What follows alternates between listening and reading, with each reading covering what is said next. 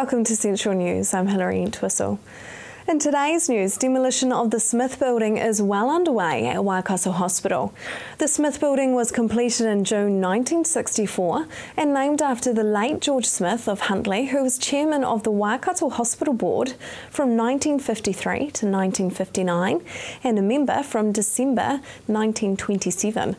Building Program Director Ian Wollstonecroft says with the demolition and construction underway at the hospital, it has been a noisy time for patients and staff, but much progress has been made. Right at this moment, we are taking possession of the intensive care unit, which is around about 30 beds that for our most serious patients. And we take that over shortly, and that goes live, if you like, in about 4 weeks.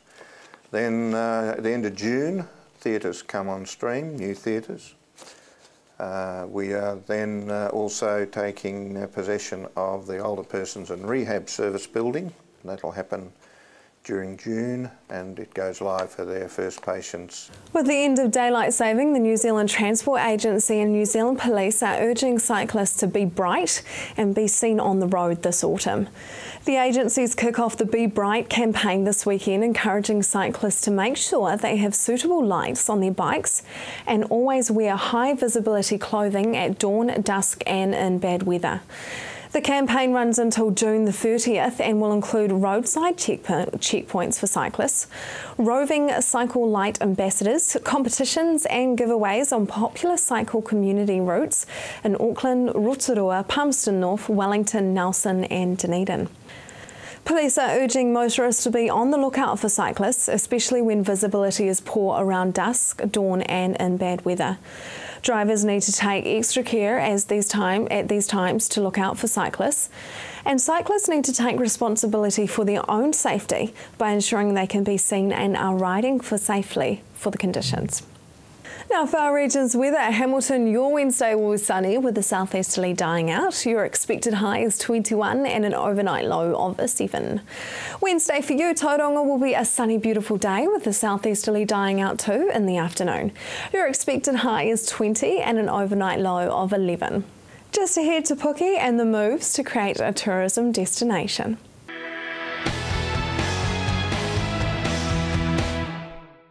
Welcome to Central News on TV Central.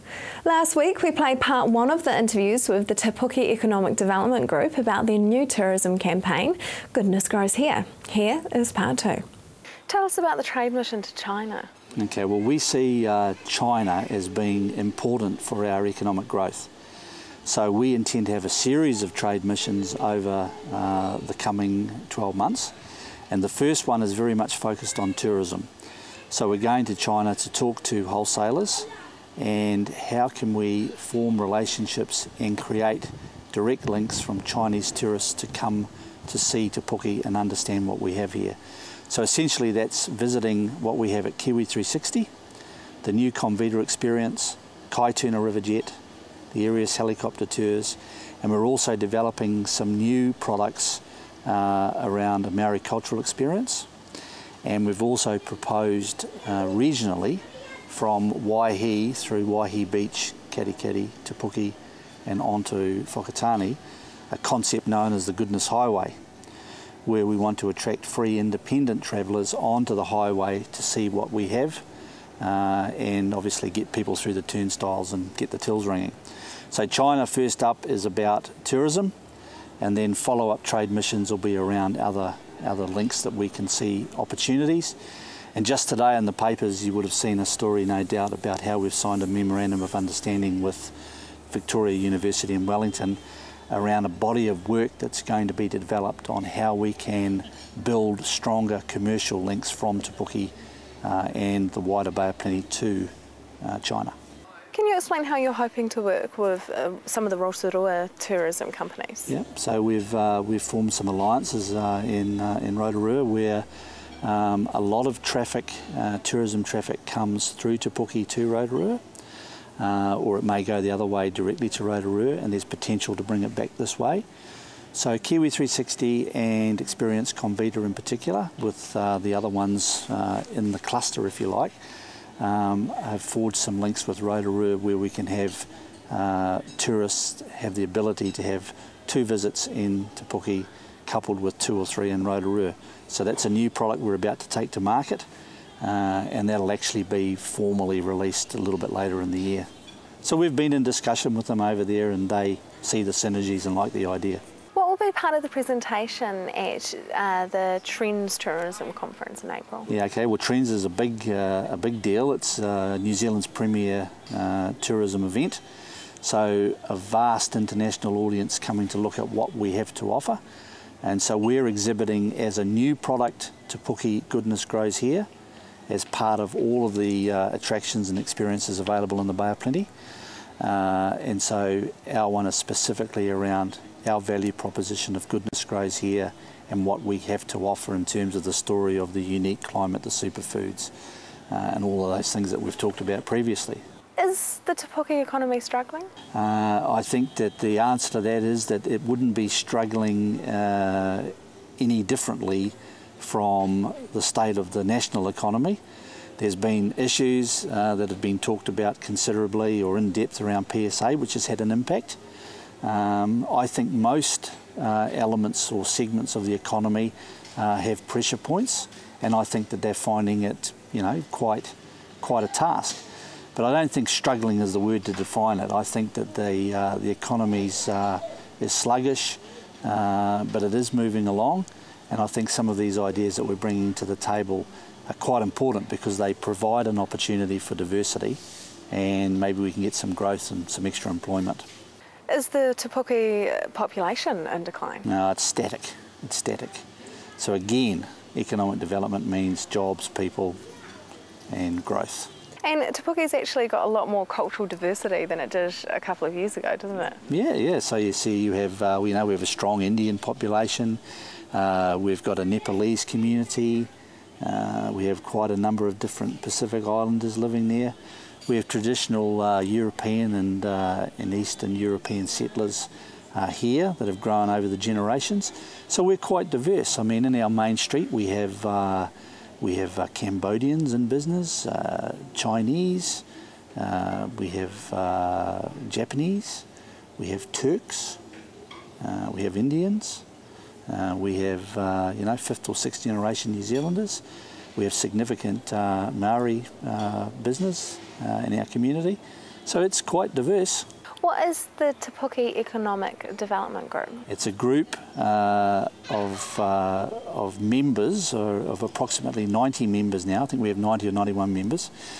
And what we do is focus on how we can promote these various ideas and projects that I've started to outline in this interview, and I certainly talked about to some extent in our new publication. And it's really about this group promoting and looking how we can attract interest, investment, helping business grow and helping business improve. So it's really, if you like, a bit of a flag carrier for Te Puke in finding ways in which we can facilitate discussion for investment and diversity and hopefully prosperity.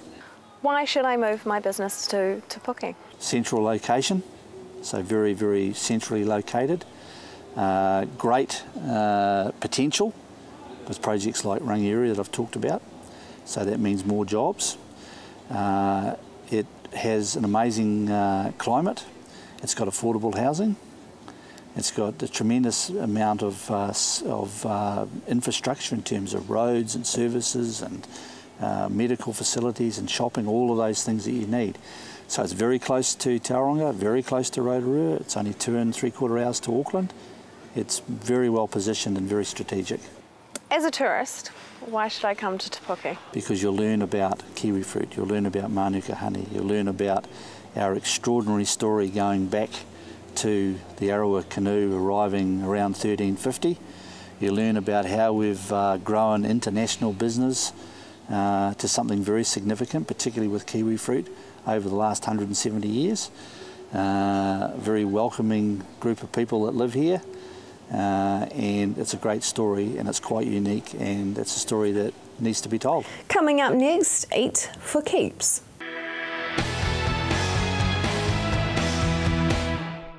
Welcome back. Eat for Keeps, a new way to lose weight.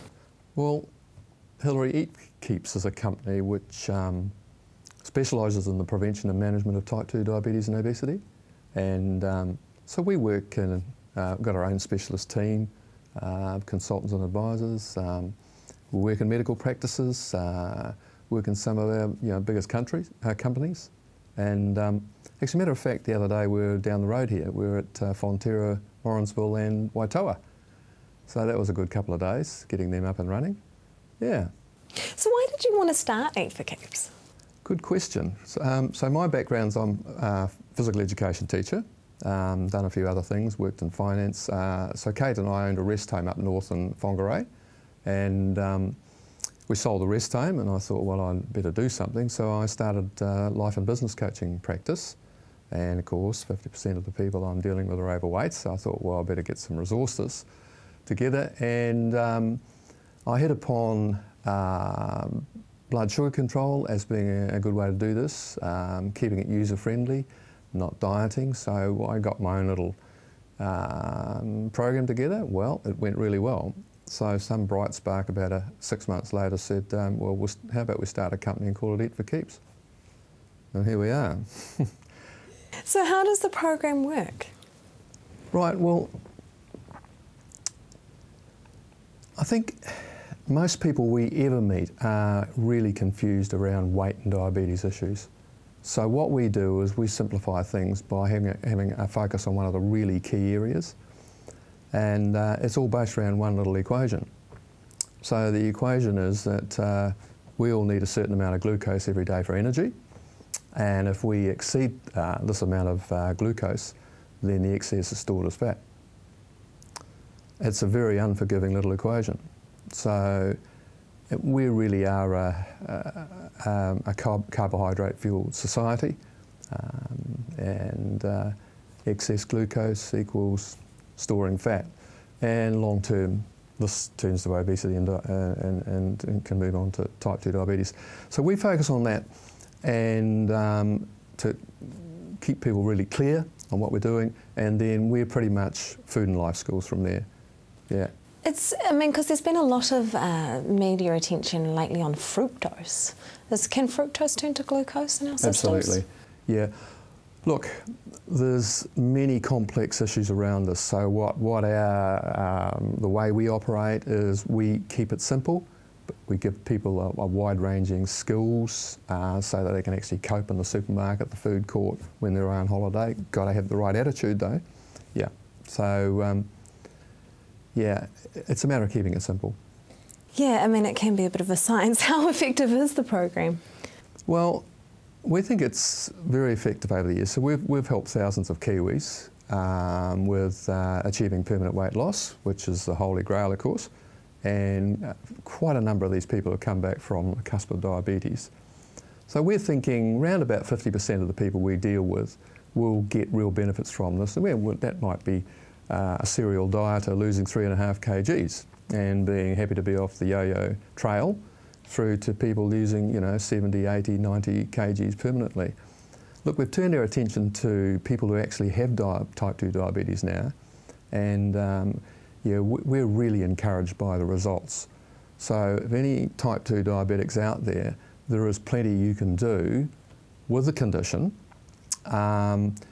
So the right combination of the right food to cut down the glucose load with the right type of exercise, yeah, it's a really powerful combination. Do you find people struggle when they're diagnosed with type 2 diabetes? They have to almost change their lifestyle. Yeah, well, one of the real keys here is to go back to that equation. So type 2 diabetes is too much glucose in the blood, right? So we know where the glucose comes from carbohydrate. So really, you've got a good take on it straight away. So if you can actually eat to cut down the glucose load, right, then you find simple ways to do that. Look, I tell you, one of the really important things here, Hilary, is this is not one size fits all. So I'm talking with Joe over there, and he works at Fonterra Waitoa, and he drives a tanker. He's going to be different. So he's reasonably active, gets around in and out of his tank and what have you. He's quite different to someone who sits in an office all day. So I think the real key here is to actually give people the tools, right, and then get them to make a few permanent changes is the key. Absolutely. Where are you wanting to take the program in the future? Good question. Start with statistics. So 270,000 diabetics in New Zealand. Yeah, most of them type 2, so self-inflicted. Now 4 times that number at risk. So that's a figure, 1.3 million, which is a quarter of the population. Now a lot of this is courtesy of a lack of blood sugar control.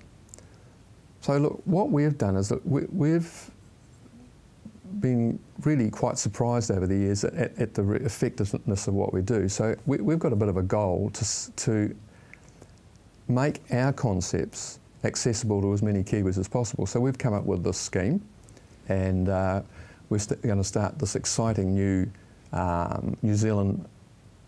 Big New Zealand Challenge. And it's already up and running with some people, so a couple of Fonterra sites doing it, and a couple of other lots of people. And we're going to launch it with a special, its own website in June. Now, here's an opportunity for anybody listening here can actually get access to this program by going to our website. So the website's www.eatforkeeps.com, so that's 3 words, eatforkeeps.com. And if they go to news and events, and join, very simple, easy way to join, then they can download this program and get themselves up and running. And then they can take on their families, take each other on, company versus company, even town versus town. To learn more, visit eatforkeeps.com, and their book will be coming out in June. Just ahead, 75 years on the lake.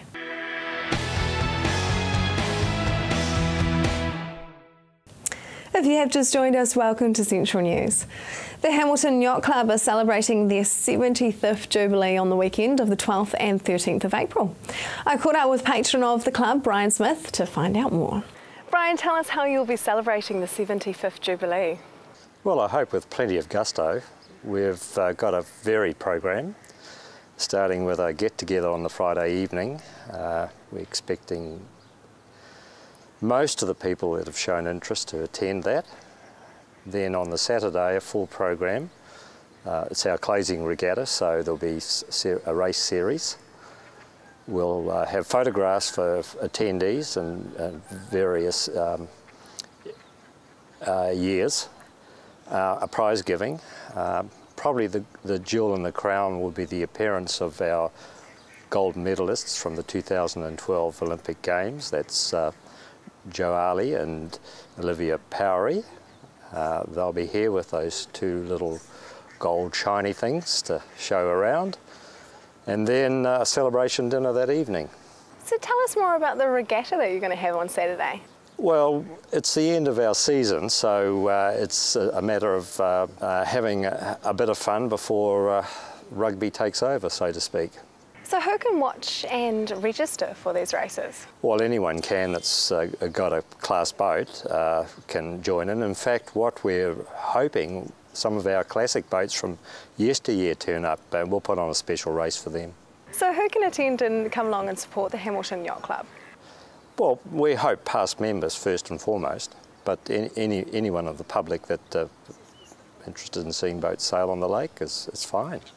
And tell us a little bit more about those famous faces that are coming along. Famous faces, you'll be referring to Joe and Polly.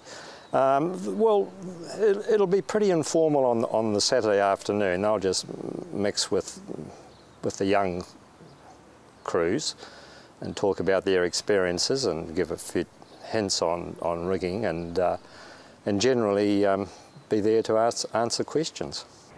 And did they used to attend the Hamilton Yacht Club? Not those 2, but we have had former members go to Olympics, the Cook brothers in 96 and 2000. We think we've got one in the wings in a few years' time in Isaac McCarty. He's showing plenty of promise at this stage. In fact, he's the country's leading emerging talent. So when and where will the event be held? It's over the Friday and Saturday, the 12th and 13th of April, which is coming up at the club here in Inniscommon.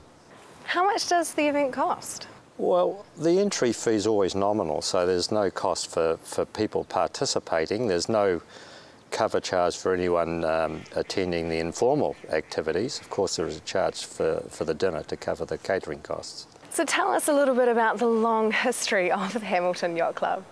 Well, the club was formed in 1938, so we're celebrating 75 continuous years of sailing on the lake.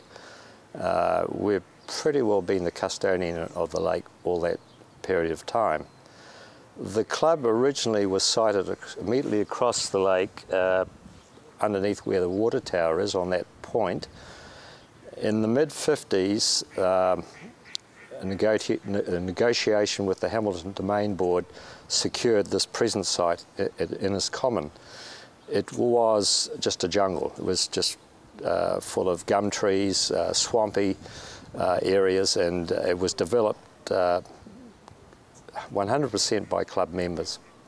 I can remember coming down and watching Fred Hyde on a bulldozer shift trees, Murray Sherson with trucks bringing in pumice to consolidate, a drag line making the foreshore deeper so that boats could come in. So a lot of work went into developing the site.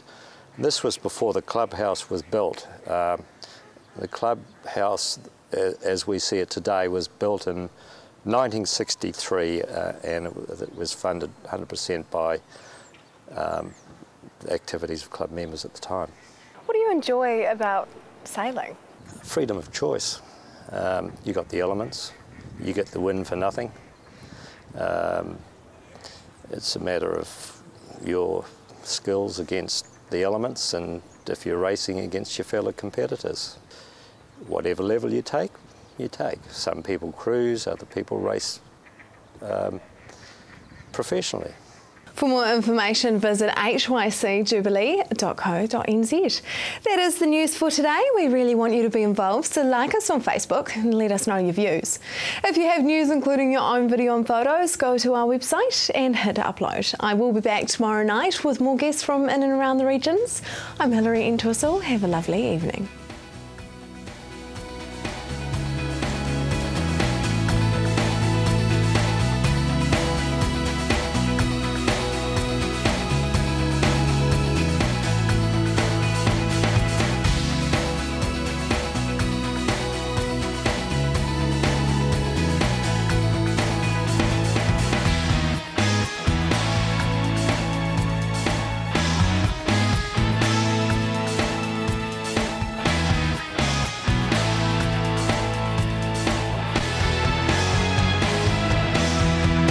This has been an Alpha Media production, a division of Television Media Group. Supporting local content so you can see more of New Zealand on air.